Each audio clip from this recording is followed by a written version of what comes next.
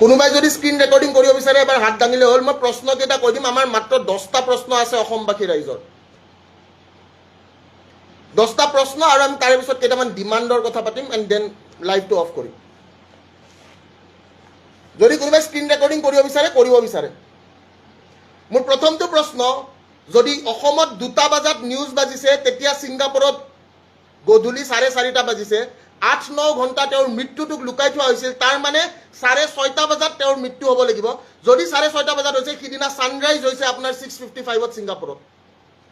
আৰু তেতিয়া আমি যদি ভিডিঅ'টো চাওঁ বহুত পোহৰ হৈ আছিল কোৱেশ্চন নম্বৰ 2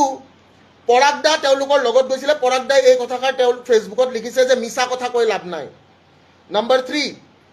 এখন ইয়ট যেতিয়া বুক কৰে ইয়টখনত আপোনালোকৰ CCTV ভিডিঅ' থাকে আৰু আমাক CCTV ভিডিঅ' গোটেইখিনি লাগে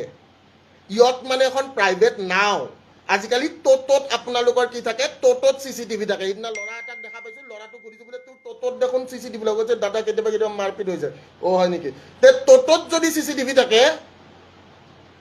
তেনেহ'লে আপোনালোকৰ ইয়টতো CCTV আছে আমাক আৰম্ভণিৰ পৰা শেষলৈকে CCTV ফুটেজ লাগে চতুৰ্থ কথা যিখিনি মানুহে কৈ আছে আমি গৈছো আমি যোৱা নাই আমি আছো আমি নাই সেই মানুহখিনিয়ে CCTV ফুটেজটো যদি দিব নোৱাৰে দেন অসমবাসী ৰাইজে কিছুমান ভাবিবলগীয়া কথা নম্বৰ 4 যে জুবিনদাৰ দৰে মানুহ এজন যদি গৈছে তেনেহ'লে তেওঁৰ লগত সিকিউৰিটি তেওঁৰ লগত ডক্টৰ আৰু সবতকৈ ডাঙৰ কথা তেওঁ হস্পিটাল পাওঁতে কিমান লাগিব তেওঁ হোৱা জাগাৰ পৰা হস্পিটাল পাওঁতে কিমান সময় লাগিছে য'ত কাহানীটো হৈছে আৰু তাৰে পৰা হস্পিটালত তেওঁ কিহত লৈ যোৱা হৈছে হস্পিটাল পাওঁতে কিমান সময় লাগিছে আমাৰ এইখিনি প্ৰশ্নৰ উত্তৰ লাগিব নম্বৰ 7 যে মই যদি আজি এজন কৰ্মৰত সিকিউৰিটি গাৰ্ড মই যদি আজি কৰ্মৰত এটা বোলে কি ডক্টৰ মই যদি কৰ্মৰত আজি ইঞ্জিনিয়াৰ মই যদি কৰ্মৰত আজি পুলিচ প্ৰশাসন মই যদি কৰ্মৰত আজি মেনেজাৰ তে মোৰ দায়িত্ব আছে because my name is manager আৰু মই মেনেজাৰ মানে মই সকলো কথা গম পাব লাগিব যে তেওঁ কি খাব লাগে তেওঁ কি খাব নালাগে তেওঁ ক'ত যাব লাগে তেওঁ ক'ত যাব নালাগে তেওঁ কি কৰিব লাগে তেওঁ কি কৰিব নালাগে এটো প্ৰশ্ন নম্বৰ 7 প্ৰশ্ন নম্বৰ 8 টো হৈছে যে কি নৰ্থ ইষ্ট ফেষ্টিভেলত আমাৰ জুবিনদা যোৱা নাই বুলি কৈছে আৰু আমি সকলোৱে দেখিছো যে জুবিনদাই বাৰে বাৰে কৈছিলে যে মোৰ ছিংগাপুৰত যাব মন নাই নৰ্থ ইষ্ট ফেষ্টিভেলত যাব মন নাই মোৰ ৰৈ বিনালেৰ বহুত কাম আছে মোৰ ডাবিং আছে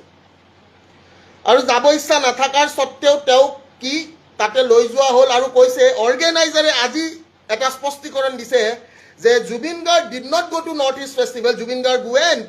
ফৰ আ ভেকেশ্যন আমি খলি এটা কি কৰিছিলো আমি এটা হোটেল বুক কৰি দিছিলো নম্বৰ 10 তদন্ত যদি কৰিবলগীয়া আছে তেনেহ'লে তদন্ত ইণ্টাৰনেশ্যনেল অৰ্গেনাইজেশ্যনক দিয়ক এটা ঠিক আছে ইয়াৰে অসমৰ পুলিচে গৈ কিনে তাতে তদন্ত কৰি লাভ নাই ঠিক আছে অসমৰ পুলিচে আজিলৈকে মোৰ দেউতাৰ মাৰ্ডাৰটোৱে ওলাব নোৱাৰিলে বেলেগটো বাদে দিছো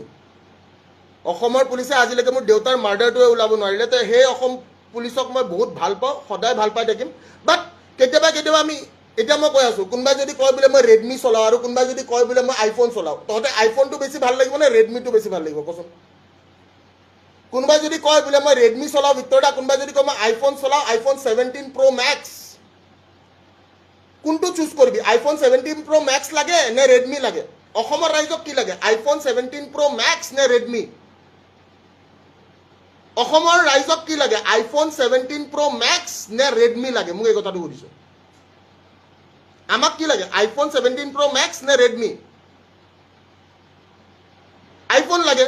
তো ইন্টাৰনেশ্যনেল এটা যদি ইনভেষ্টিগেশ্যন এজেন্সি হয় ইন্টাৰনেশ্যনেল ইনভেষ্টিগেশ্যন এজেন্সিটো এটা কি হ'ব এটা আইফোন আৰু যদি আমাৰ কি লোকেল ব্ৰ্যান্ড হয় হেতু হ'ব ৰেডমি